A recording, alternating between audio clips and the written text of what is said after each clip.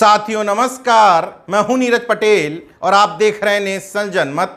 SGPGI, KGMU, RML जैसे उच्च चिकित्सा संस्थानों में आरक्षित वर्ग के डॉक्टर्स को फैकल्टी बनने से रोकने के लिए मनुवादियों के हाथों में नया हथियार है एनएफएस, यानी कि नॉट फाउंड सुटेबल।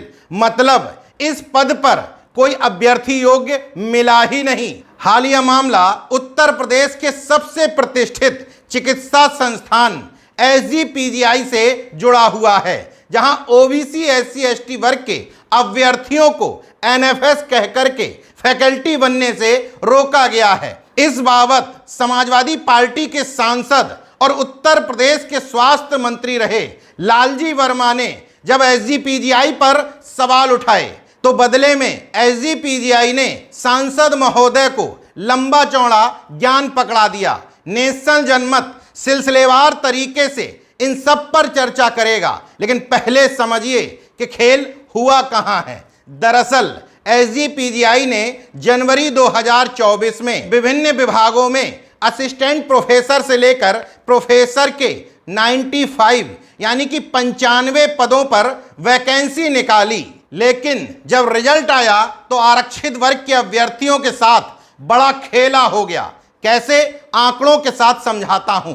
95 पदों में एससी वर्ग के लिए 18 सीटें आरक्षित थीं, लेकिन 18 में से महज 2 एससी सीटों पर कैंडिडेट इनको योग्य मिले।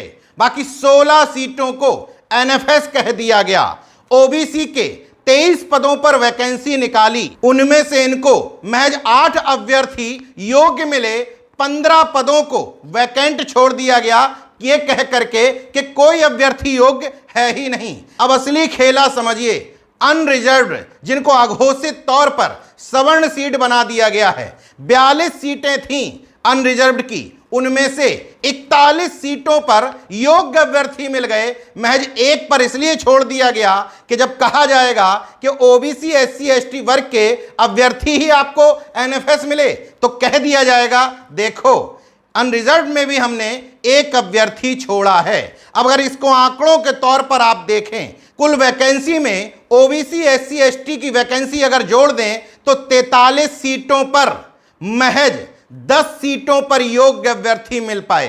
2 एससी 8 ओबीसी, यानी कि 33 पदों को वैकेंट छोड़ दिया गया, ये कहते हुए कि योग्य अभ्यर्थी ही नहीं मिले। अब बात करते हैं लालजी वर्मा ने जिस कैंडिडेट के सिलेक्शन ना होने पर सवाल उठाए थे और एसजीपीजीआई ने कह दिया कि योग्यता ना होने की वजह से हमने सीट खाली छोड़ी है, हम उसको फिर से एडवर्टाइज करेंगे। तो ये कह करके एसजीपीजीआई ने अपनी ही योग्यता पर सवाल उठाए हैं। कैसे, न्यूरोलॉजी विभाग में असिस्टेंट प्रोफेसर पद पर ओबीसी वर्ग से आने वाले डॉक्टर सर्वेश चौधरी ने आवेदन किया था, लेकिन एसजीपीजीआई की सिलेक्शन कमेटी ने कहा यह योग्य नहीं है और ये कह करके न सिर्फ सरकारी मेडिकल कॉलेजेस बल्कि एसजीपीजीआई की योग्यता पर ही सवाल उठवा दिए। क्यों, जान लीजिए। सर्वेश चौधरी का एमबीबीएस है एलएलआर मेडिकल कॉलेज मेरठ से, सरकारी मेडिकल कॉलेज है। एमडी उन्होंने किया बीआरडी मेडिकल कॉलेज गोरखपुर से, यह भी सरकारी मेडिकल कॉलेज है। अब हैरत की बात देखिए, मेडिकल की सुपर स्पेशलिटी डिग्री, मतलब सबसे बड़ी डिग्री, डीएम न्यूरोलॉजी में उन्होंने किया इसी एसजीपीजीआई से। मतलब जिस अभ्यर्थी को अपने यहां से ही आप डीएम करवा रहे हैं वही आपके यहां असिस्टेंट प्रोफेसर पद के योग्य नहीं है। यहां यह भी आपको बता दूं कि डीएम पद पर रिजर्वेशन लागू नहीं होता। पूरे देश में कुछ एक सीटें होती हैं जिसमें बामुश्किल अभ्यर्थियों का सिलेक्शन हो पाता है। अब और हैरत की बात सुन लीजिए, इसी एसजीपीजीआई में एसआरशिप करने के बाद जब कॉन्ट्रैक्ट बेसिस पर असिस्टेंट प्रोफेसर बनाए गए तो उनका सिलेक्शन इसी एसजीपीजीआई के लिए हुआ। इसके बाद असिस्टेंट प्रोफेसर के पद पर केजीएमयू में भी रहे। तो शायद आप समझ गए होंगे कि डॉक्टर सर्वेश चौधरी के सिलेक्शन न करने पर सबसे ज्यादा सवाल क्यों उठ रहे हैं। जो अभ्यर्थी आपके यहां से ही पास आउट होकर के निकला, जो आपके यहां ही एसआरशिप कर रहा था, वही व्यक्ति आपके यहां पद के योग्य नहीं है। जबकि किसी और अभ्यर्थी का आप सिलेक्शन करते तो बात समझ में आती, लेकिन आपने इस पद को एनएफएस करके नॉट फाउंड सुटेबल कह करके छोड़ दिया। अब दूसरा उदाहरण आपको बताता हूं। डॉक्टर अशोक गुप्ता नियोन्यूटोलॉजी में असिस्टेंट प्रोफेसर के पद के लिए आपके यहां पहुंचे थे, ओबीसी कैंडिडेट थे, इस पद को भी एनएफएस कह करके छोड़ दिया। जबकि डॉक्टर अशोक गुप्ता का एमबीबीएस है केजीएमयू मेडिकल कॉलेज से, एमडी पीडियाट्रिक में उन्होंने किया झांसी मेडिकल कॉलेज से। इसके बाद आपके ही एसजीपीजीआई से उन्होंने पीडीसीसी भी किया, एसआरशिप भी की, केजीएमयू में भी एसआर रहे। मौजूदा समय में राम मनोहर लोहिया इंस्टीट्यूट यानी कि आरएमएल में एडहॉक पर असिस्टेंट प्रोफेसर भी हैं। इसके अलावा लोक सेवा आयोग से जो वैकेंसी निकली थी उसमें गोरखपुर के लिए इनका सिलेक्शन भी हो चुका है, लेकिन एसजीपीजीआई की सिलेक्शन कमेटी को ये पसंद नहीं आए और एनएफएस कह करके ये सीट वैकेंट छोड़ दी। अब तीसरी candidate doctor Anita Soni microbiology department में असिस्टेंट प्रोफेसर पद के लिए इन्होंने इंटरव्यू दिया था। इनके पद को भी एनएफएस कह करके वैकेंट छोड़ दिया गया है। जबकि डॉक्टर अनीता सोनी न सिर्फ माइक्रोबायोलॉजी में एमडी हैं, बल्कि उन्होंने एसआरशिप दिल्ली के एम्स से की है, आईएलवीएस दिल्ली से पीडीसीसी का कोर्स भी किया है। इसके बावजूद वो आपके यहां इस पद के योग्य नहीं मानी जाती हैं। अगला उदाहरण देख लीजिए। डॉक्टर कमलेश पासवान बायोस्टैटिक्स में असिस्टेंट प्रोफेसर पद के लिए आपके यहां पहुंचे थे, एससी कैंडिडेट हैं, इनका पद भी वैकेंट छोड़ दिया गया। जबकि इस पद के लिए योग्यता मांगी जाती है बायोस्टैटिक्स में पीएचडी और 3 साल का अनुभव, ये इनके पास था, लेकिन एक नया खेल उसमें जोड़ दिया गया जिसका इस विभाग से कोई सीधा संबंध नहीं है कि आपको एचआईएस का 3 साल का अनुभव होना चाहिए। एचआईएस का मतलब होता है हॉस्पिटल इंफॉर्मेशन सिस्टम। अभी तक इस पद के लिए पूरे देश भर में इस योग्यता को लागू नहीं किया गया, लेकिन आपको एक अभ्यर्थी को रोकना था तो आपने जबरन एक क्लॉज जोड़ दिया और इस पद को भी एनएफएस कह करके वैकेंट छोड़ दिया। उदाहरण और अभ्यर्थी तमाम हैं, लेकिन मैंने कुछ एक उदाहरण आपको बता दिए कि किस तरीके से एसजीपीजीआई ने एनएफएस का खेल खेला है।